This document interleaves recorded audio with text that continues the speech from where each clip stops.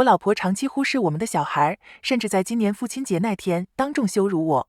经过这段时间的深思熟虑，我决定要诉请离婚。我今年43岁，一直以来我都非常努力，想给38岁的老婆、2个分别是3岁和5岁的孩子，还有我的岳母最好的生活。我一直觉得自己做的还算不错。这些年来，我付出如此多，为的是改善家庭的生活状况。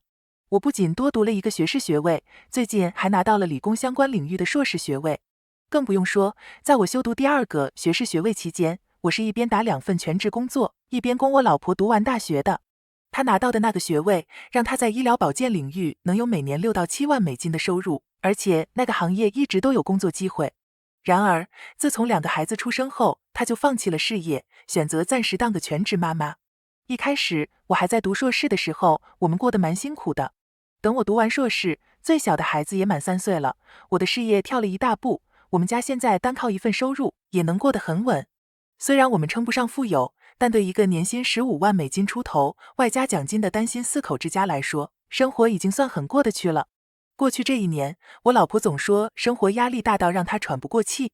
所以，尽管我现在有75%的时间是在家办公，我还是挤出预算请了一位白天的保姆，让老大去上学时，保姆能在家帮他照顾另一个小孩。我每天大约早上5点半到6点起床，在保姆8点到达前先打理好家务。我叫老大起床，帮他准备上学，做早餐，规划当天行程，送老大去学校，然后准时赶回家，开门让保姆进来。最近因为专案的关系，这2个月我可以完全在家里办公。虽然听起来很不错，但我整天都要忙着开会，因为我的工作要管理全球团队，还要监督产业专案。过去1个半月，我注意到一件事，虽然我老婆老说在家带小孩压力很大，但她每天却睡到早上10点才起床。在家工作1周后，我问了岳母和保姆，她是不是都这样？他们都说不一定，有时早一点，有时晚一点。我老婆起床后，基本上就是煮饭，然后就一直刷手机或网上购物，这就是我最担忧的地方。我很庆幸能提供她这样的生活，毕竟我们2个从小家境都不好。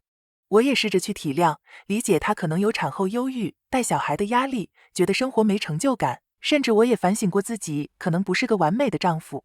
但不管怎样，家里的大小事都被照顾得妥妥当当，甚至我做得更多，因为她说她太忙，所以家里的财务由我管理。我支付所有的家用账单，负担我个人的开销，支付她的账单，还要负责家里所有电器、车子、宠物等的维护和记录。我甚至还帮忙付我岳母的医药费和车贷。尽管如此，在她的眼里，我的生活显然还是比她轻松得多。我没办法跟她交流心情疏解压力，因为她总是要跟我比惨。如果我今天过得很糟，她会坚持她过得更惨，因为我至少还能出门工作。如果我出差走了一整天路，觉得脚很酸痛，她会说这根本不算什么，比不上她站着煮饭，旁边还有小孩缠着她。过去2年，她一直指责我毁了她的人生和机会。但当我真的拿这件事跟她对峙时，她又会否认、逃避责任。我岳母注意到我和我老婆都有点变了。她说我对孩子们的感情更深，甚至抱狗、跟狗说心事的时间都比跟我老婆说话的时间多。说实话，我觉得自己现在就只是撑着过日子。我离职涯晋升只差1步，但离堕入酒精马匹也只差1步。我知道 Reddit 上的男子汉们可能会笑我软弱，但我不是机器。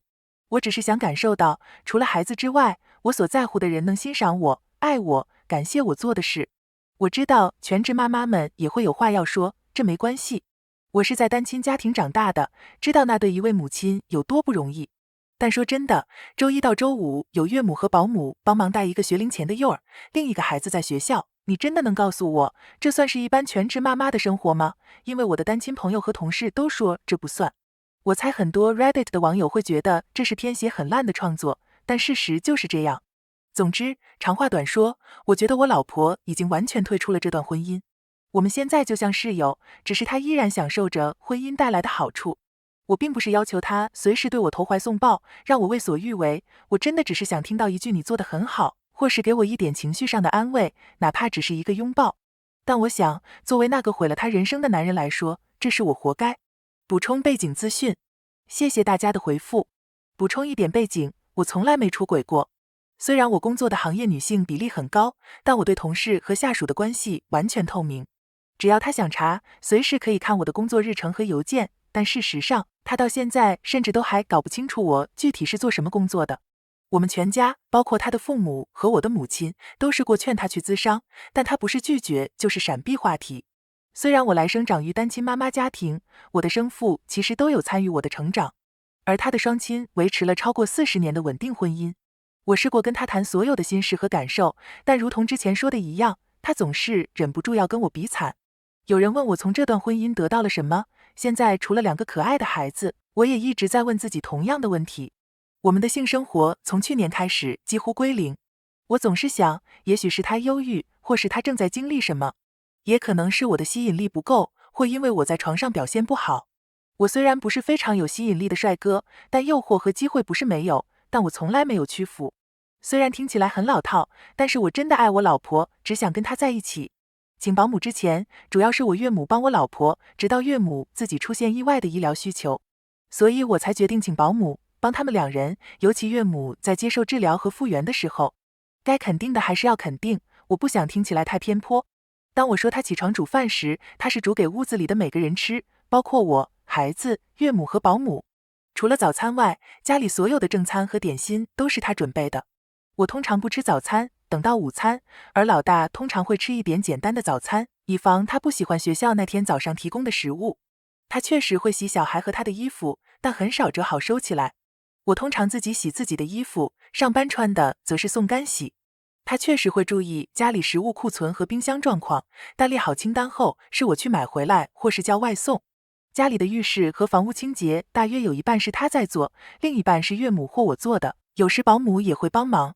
在请保姆之前，岳母是主要的帮手。她生病后，我才决定请保姆来帮他们2个，特别是岳母在治疗和恢复期间。后续更新，不确定有没有人会读这篇，但谢谢那些联系我的网友。虽然我有在回复里和新朋友更新状况，但我觉得还是直接更新在贴文里比较清楚。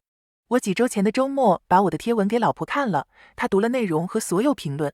长话短说，我们大吵一架，他离家去和他姐姐住，从那之后我就成了单亲爸爸。讽刺的是，除了跟孩子们道晚安，生活几乎没什么变化。除了感谢大家的鼓励，也没什么好多说的。这篇贴文的热度超过我的预期，谢谢大家的留言和私讯。当大家都睡着后，我坐着跟我的狗喝酒，这些关怀成了我日夜里的小亮点。我觉得可悲的是，我竟然得靠网络上的陌生人来确认我的感受。抱歉，贴文很长，这有点讽刺与巧合。我在2024年5月6日，也就是男性心理健康10月，做了后续更新，但我真的需要除了心理咨询师以外的出口。如果这不是大家期待的结局，我先道歉。简而言之，老婆离开1个多星期后又回来了，装得像什么都没发生一样。她什么都没变。我继续在心理上承受痛苦，同时努力为孩子们撑住。我们这阵子吃了许多外送。在我老婆收拾行李离开的第2天，她试图回来把孩子带去她姐姐家。我当然反对，幸好她全家，包括那个姐姐，都反对。让孩子突然住进别人家，对他们不公平，而且这也会给她姐姐家带来财务和住房压力，因为她没工作，而她姐姐一家5口还跟姐夫的爸爸住在一起。离家1个多星期后，她大概冷静了，就决定直接提着行李进门，像刚逛完超市回来一样。他在我工作时冲进我办公室，愤怒地盯着正在开视讯会议的我，因为现在是季度最忙的时候，我不能中途离开会议，这让他很不爽。等我开完会，他就开始对我大吼，说我根本不关心他和他的幸福。当下我只能摇头看着他。岳母听到他大叫后进来把他拉走，叫他别在工作时烦我，而保姆则把最小的孩子带到房子的另一边。那天晚上孩子睡着后，我像前几晚一样独自坐在办公室喝酒。我老婆走了进来，我们谈了，吵了，哭了，也喝醉了。接着一件事导致另一件事，我们上了床。我原以为这是和好的契机，但第2天清醒的早晨，我们躺在那里，他又开始抱怨他离开的那段时间有多辛苦。真的，都是在说他住在姐姐家的房间里，和姐姐一家人同住有多惨。说我多幸运能住这房子里，能做这个做那个，能买这个买那个，不像他们压力那般大。说我和家里其他人的日子都比他轻松。那一刻，我的心彻底碎了。上周我又试了一次和解沟通，却换来一场咆哮。老婆说，你知道这一切对我来说有多难吗？你应该要帮我变得快乐。我说，但关系到我的快乐、压力、需求和健康呢，我得自己解决是吧？老婆说，我们都有自己的问题，你得自己想办法解决，自己克服。我已经不认识眼前的这个女人了，她绝对不是我当初结婚，发誓共度一生，一起养小孩的那个女人。从那次谈话后，我明显疏远她。我一直睡在办公室沙发上，或哄睡孩子后跟他们一起睡。她依然早上10点才起床，在岳母和保姆照顾孩子的时候，边煮饭边滑手机，跟妈妈群组聊天。什么都没变，而我怀疑什么也不会改变了。可悲的是，我觉得就算离婚，日子大概也跟现在差不多，因为在我老婆离开的那段时间，日子除了外卖多一点，感觉跟平常没两样。我最怕的不是失去老婆，而是在离婚的过程中失去孩子。所以，我大概会像很多在这里聊过的网友一样，我会继续微笑，默默承受。谢谢所有的留言和私讯。补充一些背景和澄清，因为我承认上一篇更新是在又一次争吵后写的，情绪比较重。在第2个孩子出生后，小儿科诊所给了我老婆产后忧郁的筛检表，2次筛检，她的分数都很高，医生建议她去看心理医生。我努力想帮她得到需要的协助，但她拒绝了，所以才让岳母和保姆来帮忙。这也是我没法完全放弃结束这段婚姻的原因。我知道沈默忍受对婚姻是不健康的，但充满恨意的离婚对小孩也一样不好。我知道有人比喻这像撕掉 OK 绷，一开始会痛，但痛会过去。但我想保护孩子，不让他们觉得父母是因为他们才互相憎恨或类似的想法。上次发文后，我跟一些私讯聊过的人提过。多说一点我的个人状况。在升职前，我是专案经理，负责管理团队和预算。所以出于习惯，我预先规划了几个备案，以防我们的情况变得更糟。我已经咨询了3位律师，我知道我们的权利各自有资格获得什么。我已经拟好一份离婚协议草案，先放着，等我觉得需要时再用。虽然我在这里发泄，但我不是要谁可怜我。我忍耐是出于维持孩子熟悉的日常，确保岳母的治疗不中断，当然也抱着希望我老婆终于愿意尝试咨商，一起努力走到更好的地方。最新更新。其次，澄清一下，我没有同时做2份工作，又拿2个学士和1个硕士，有些网友可能误会了。第1个学士学位是2000年代初完成的，第2个学士是透过线上课程，花了几年时间，每学期修2门课，同时我做2份全职工作。第1份在医院，排班是48/36小时制。第2份在大卖场，我1周7天排班，大概32到40小时。我做这些工作为的是付我自己的学费和我老婆的学费，因为她在我们有小孩前决定回学校读书。拿到第2个学士后，我进入现在这个产业，才转为1份工作，然后去读硕士。所以，我没有同时或快速连续拿到3个学位。我本来觉得一边工作一边读书不算太稀奇，没想到需要特别澄清。虽然我说我老婆选择不工作，严格来说她算是有工作，但她的工作时间很短，短到我们常忘记她有工作。例如，她这5个月只有在某个星期二上了8小时班。她的工作是弹性的按需排班模式，医院主管会给她需要人手的日期清单，她可以自己选择要不要排班。虽然她可以多工作，但她只做足以维持执照有效的最低限度，却又跟家人抱怨她的事业因为各种原因停滞。其实她如果想做，完全有机会多工作。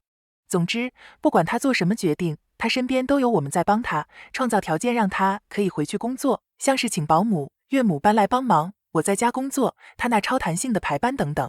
但我们还是走到这一步。很多认同传统男子气概思维的男性会抱怨，说我因为老婆而显得很弱。我尊重你们的意见和观点，但我直接说，如果这情况只影响我的人生，我早就离开了。就像之前有位 Reddit 网友留言说的，我是那种会为孩子挡子弹的人。我确实致力于保护我的孩子不受任何身心伤害。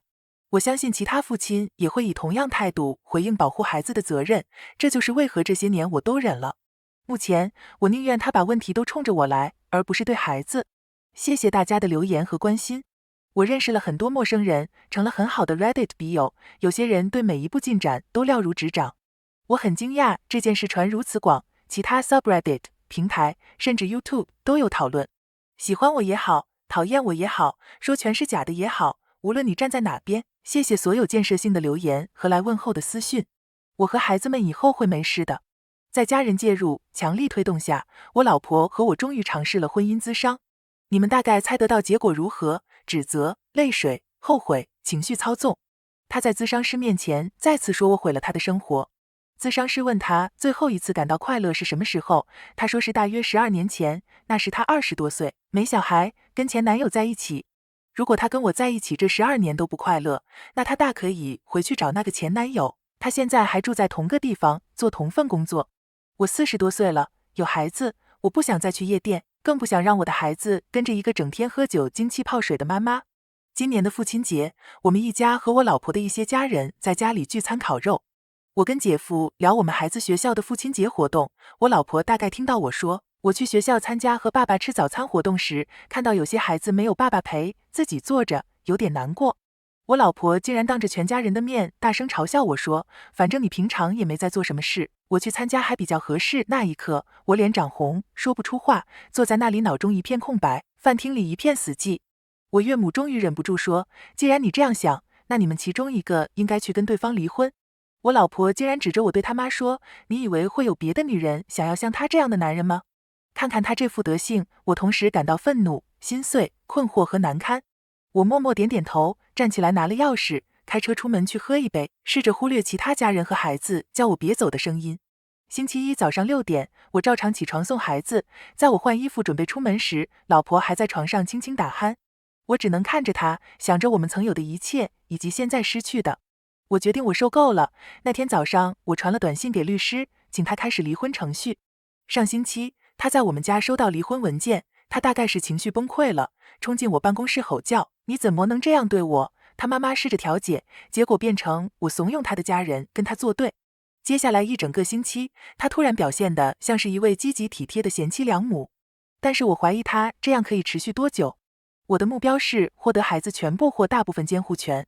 我已经而且会继续负担孩子所有费用，保险，2个孩子秋天都要上私立学校的学费、医疗费等等。因为我和母亲住在不同州，岳母给予我的勇气和力量，补充了我母亲无法在我身边所能给的支持。基本上，她就像我希望我老婆能成为的那种母亲和妻子。出于对岳母的尊重，我会继续帮忙，并在她治疗癌症时提供经济协助。虽然有人可能觉得我该跟他们全家断绝关系，但我知道家庭面对癌症时的艰难，而且我以家属和照顾者的身份亲身经历过。现在离婚正式生效了，我获得孩子大部分监护权，而我老婆没有拿到她所要求的赡养费。那些 Reddit 网友和妈妈社团说她该先跟我离婚，拿一大笔赡养费的人，抱歉了。第一，我们住的州通常不判赡养费。第二，她有能力立刻找到有不错收入的工作。现在，前妻搬进了一间公寓，我和孩子则留在原本的家，他们每个月会有2个周末去他那边住。我依然很挂心前岳母的身体状况，他偶尔也会过来家里看看孙子。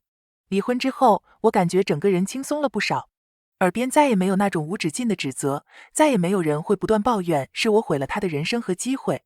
孩子们现在都上学了，我依旧早上6点准时起床，忙着做早餐，送他们出门。但说也奇怪，现在我的动作变得轻快许多，心境完全不同了。最让我感慨的是，现在工作累了，当我独自坐在沙发上喝杯茶时，身边再也不会有人急着跟我争论谁过得更辛苦。